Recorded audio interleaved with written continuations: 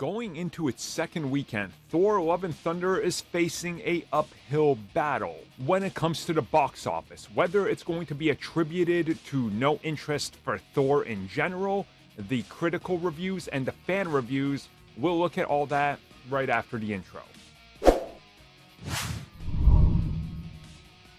So as always, these are just predictions. Obviously, nobody can predict the future.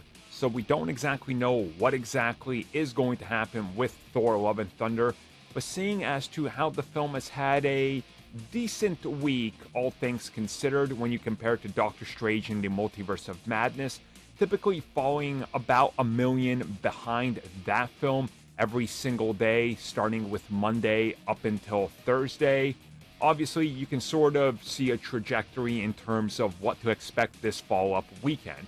Now, most people are saying that this one is going to be anywhere between 45 to 55 million for its second weekend.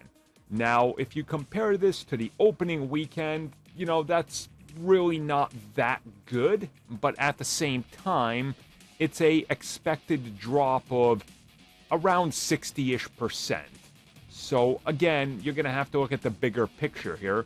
And I think the bigger picture that I'm seeing most, attribute to these types of numbers is, one, the critics. The critics quite clearly are not all on the Thor: Love and Thunder, love train, I guess, because, well, the film, if we look at it on Rotten Tomatoes right now, sits at a 67.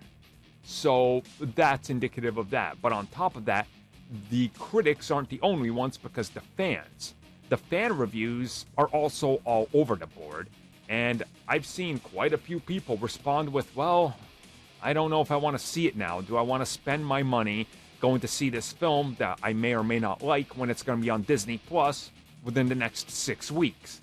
Again, that's a valid argument now that you can make. If you can wait 45 days, why not just watch it on Disney Plus? That is very valid. But I think the thing that really impacts Thor as a whole that nobody seems to be bringing up in any of these analytics, and I don't know why, is the fact that Thor isn't as big as Doctor Strange or as Captain America or Iron Man. He just isn't, right? We can all agree on that. He never has been.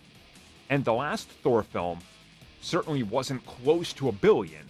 So I don't just see as many fans clamoring for more Thor. That's just always been a constant. And a lot of people say he works better on teams. They clearly tried it again with this one, but I think what people mean is he works the best in an Avengers ensemble. So I think that's honestly a contributing factor. Overall, we're going to have some numbers, obviously, during the course of the weekend, and they'll paint a picture of how it does this upcoming weekend. I won't be surprised if it lands right above 50 million. 52 to 54 million would be my guess, unless it goes much worse. And if it's under 50, that's going to be bad. If it's under 45, it's a complete disaster.